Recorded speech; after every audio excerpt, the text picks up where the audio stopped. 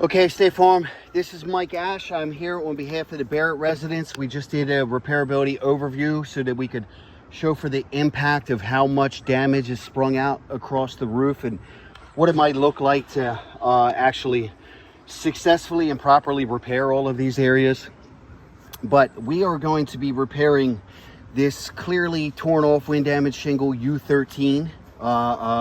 So that is number 13 on this upper back elevation right here. And we have, multiple areas strung out across the roof to show for that around this repair. It's a relatively safer area to perform it. So we're going to start here. Today is October 14th of 2024, not 2028, by the way. So I have the roof snake. I have my new shingle. We are going to be breaking the bond of the rows around it and removing the nails from this specific shingle, sliding a new one in and re-nailing and documenting that process every step of the way, looking for 5 points of failure to equate for that could be considered as a damaged shingle or damaged area in that process, which would be mat transfer, excessive mat transfer from where the bond is broken and the back side of the shingle is torn, right? From that mat transfer, it won't seal again. It's lost its integrity, it's lost its bond, and it's lost a portion of the shingle being stuck to that tar bond, right? Then we have creasing, cracking, delamination, and then granular loss. And not granular loss in the form of it's just coming off of the roof, because we know that's not insurable, and that age and condition is part of that. But it would be showing that, hey, right now, the granulars are attached to the shingles that we are repairing, right? So in the process of this directed repair, if some of those granulars start to come off and start shedding and rolling down the roof, well, then that is subsequent and consequential to the repair that would not have been like that had we not have started the repair. And that is removing its water shedding capabilities.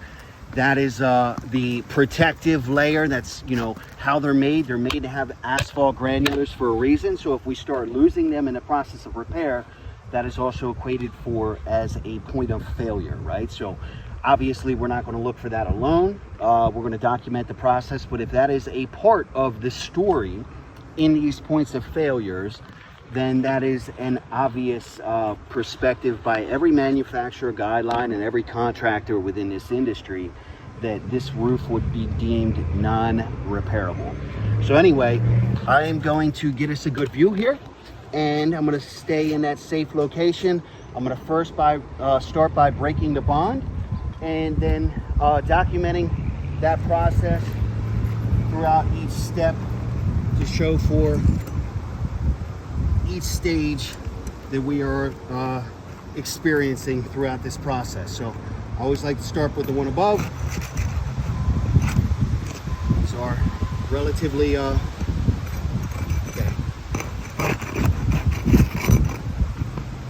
Okay, so here's our seal. These are 1, 2, 3. So here we got. These are very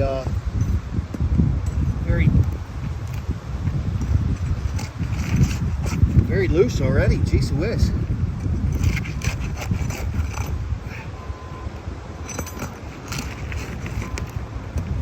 All right, so we won't have much to equate for in the form of mat. So that's a easier process to document. All right, so let's start by removing this first section of nails. Where are we? Tore through the shingle, by the way.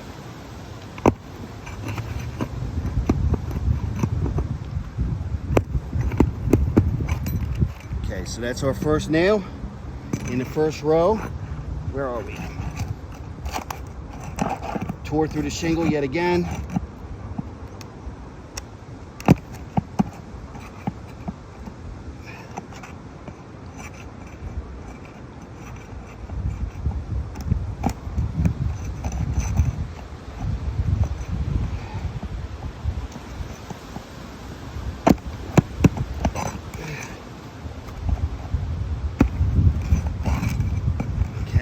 That's our second nail.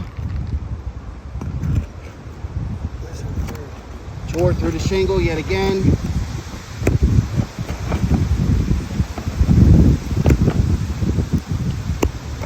It creates obvious holes in just trying to access the nail. It's our third. Let's get our fourth out.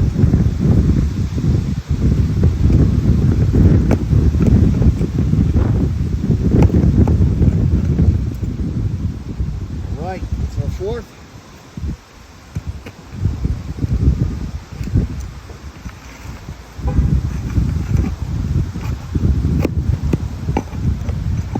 This shingle tore. Try and be very careful not to lift them up, but I got to get to this nail here. But I'll show you this in a second. That's our first nail from the second row, and that shingle has completely torn in trying to access it.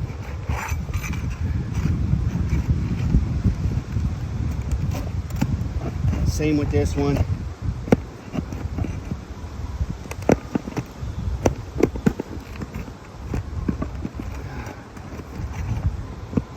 And here we are at a seam, which means this shingle is going to start going left and that shingle is going to start going right. So in the process, if we're damaging any subsequent areas, that's concerning because it starts to spread. It starts to cascade in one direction and it just continuously goes that way, where it's you know, there we go. And should have one more somewhere.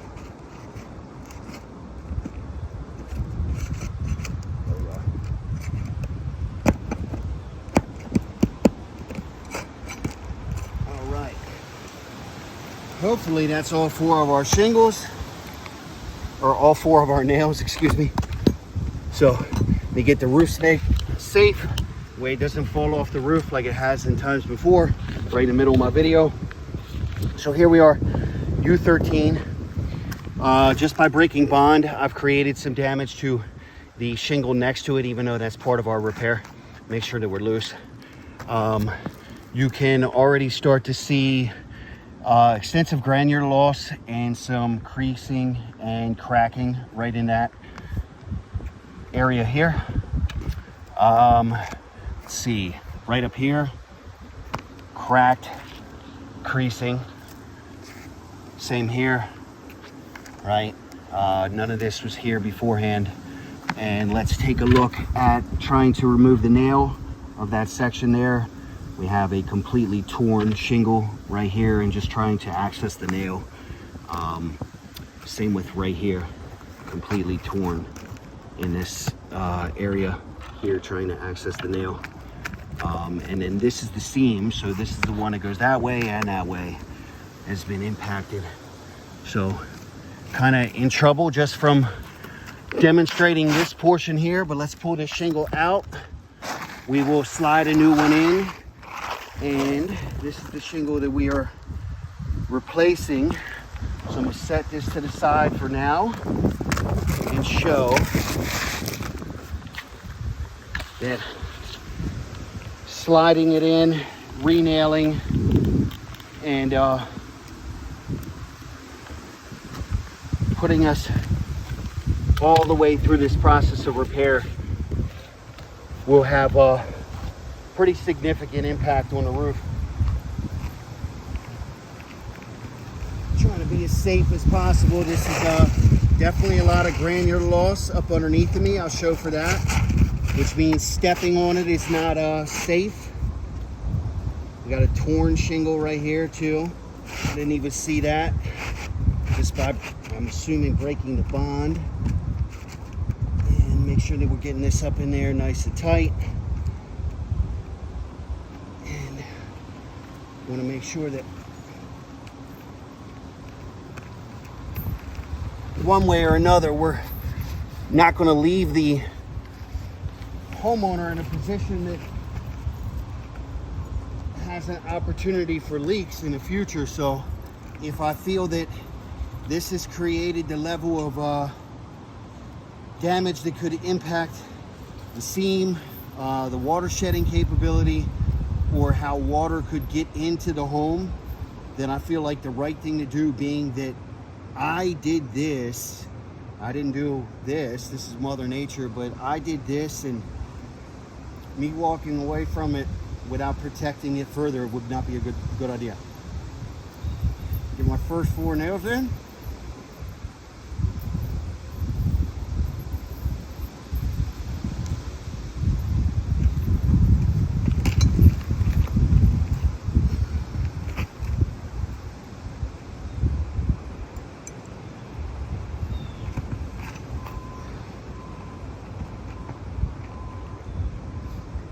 Get this first one in. We've got some significant levels of granular loss here just by hammering on the roof.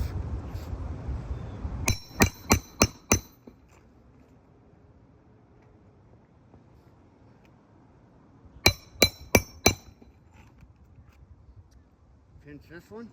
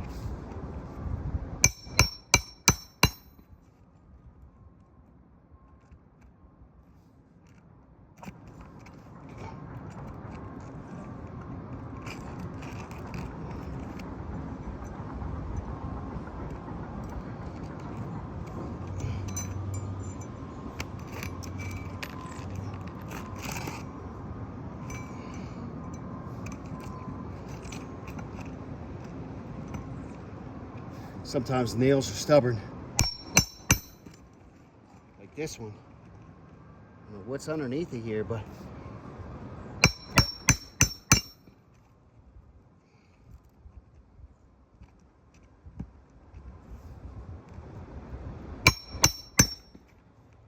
there we go. All right. So we got 4 nails in the first row. I'm going to show for a couple things once we get done that I'm already looking at here that would show the, in what I feel, obvious perspective that I think we already knew, or anybody with a good amount of experience in the industry would know.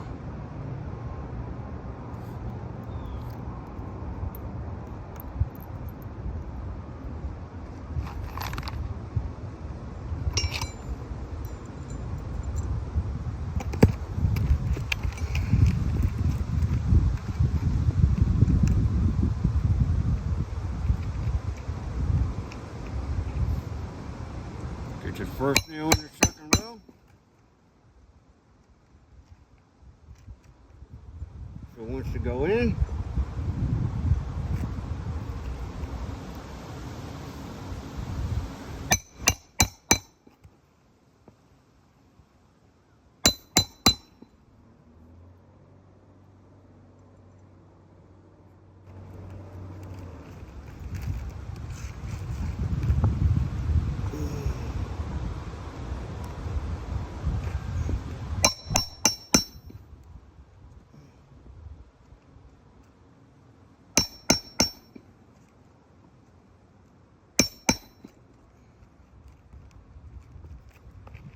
got granulars falling all down. Very unsafe to be standing here like this.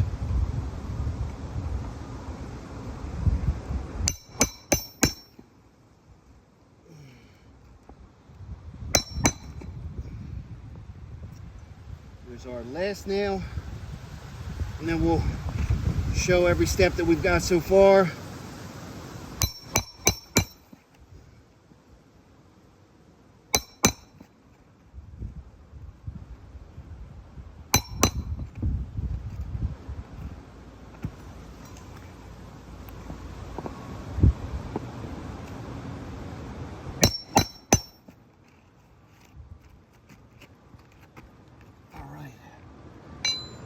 So let me get these out of the way. We are going to show for this documentation here at the Barrett residence and see what we're looking at already. We have multiple examples here to show for. Let me get my chalk, where I think sometimes just need a little highlight here and showing for things. Sunlight can be a little hard to look at, but we have, and look at the level of granular loss too. But here we have a significant level of creasing and cracking all the way through the shingle by breaking the bond. So let's show for this one. I'm just going to gently lift it to get the granulars off. So see this? You can move those directly out of the way, and this one's completely torn up at the top. So we have multiple areas of tearing and creasing right here and right there. And this is the first row that's directly above. What do we got here? Not so much on this one, although it does look like a little bit in the center it's starting to fail, but you can see this level of significant granular loss right there. This one completely damaged and torn through. I don't think anybody can scrutinize this in any way, where we have some tearing. This is the shingle. Okay, so up inside of here is where we had that tearing that I showed for. Same with up in this one. What do we have?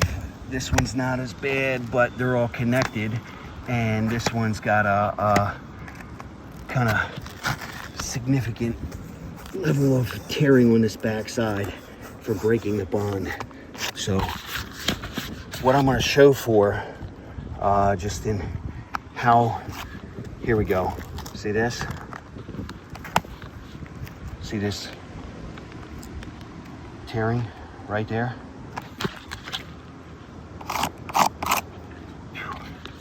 And so what this is showing for is that just repairing this specific shingle has now impacted both rows above the directed repair. And by breaking bond and removing nails, we had multiple areas that have some tearing in the bottoms of the shingle and on the backs of them. Some tearing where the nails were that are underneath, but I didn't want to lift it any higher. I've already showed that in the beginning of the process. Then we have some creasing and cracking of the shingles above that would show for the impact of each level of repair, right? So keep in mind, these repairs would be pretty extensive and significant, strung out all across the roof. Where this shingle here, the seam is right here, it's going to the left, so this one's damaged. This one is going to the right, and this one's damaged. So in the process of repair, now we have to, repair this and repair that, and then it's just going to keep continuously going, and then strung out all across the roof. And like already documented in the overview, U12 and U11 were starting to get into the pipe flashing. Multiple areas around U6, U7, U4, U5, U2, U3.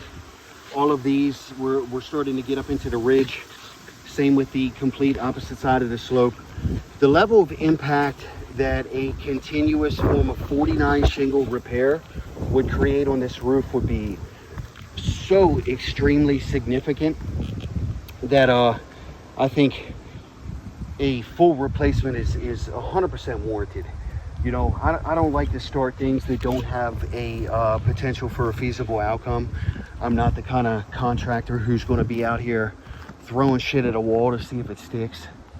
This would have been one of those where if I didn't think that any other insurance company would give automatic grounds for replacement on it, that I wouldn't have started it, right? I wouldn't have recommended to the homeowner here in the 5-star contracting service that we work for, wouldn't have recommended that they file a claim, have State Farm of all carriers come out to come take a look and assess. I believe that this is fully warranted as a full replacement. Our company has already sent in an estimate for replacement to you guys, so trying to make things relatively easy on you. And of course, you know, I've got involvement from the homeowner themselves as well, but by all standards we're going to have to mark this one as a failure, that you know, by any form of repairable standards, this would not be feasible. This would not be feasible. This would continuously create more and more extensive damage all across the roof, spread out through the process of this repair here. That it would literally just make more sense to replace each slope in full, especially with this amount of demolition and construction. And to have to do this level of labor all across the roof, if we were to just repair these specific sections, that would probably be more expensive than replacing the roof or the slopes in full. Not to mention any of the areas that were, you know, left open. What do they call back in next year, inevitably, when Mother Nature impacts the home some more, and then, you know, because everything else was repaired in these spot domino repairs that have continuously cascaded and dominoed across the roof, that any small, very small sections, about a shed's worth, that was not repaired by our company by all standards during that time frame. What do they call in for another 49 shingles then, 13 shingles then, and receive a, you know, repair order that's under their deductible once again?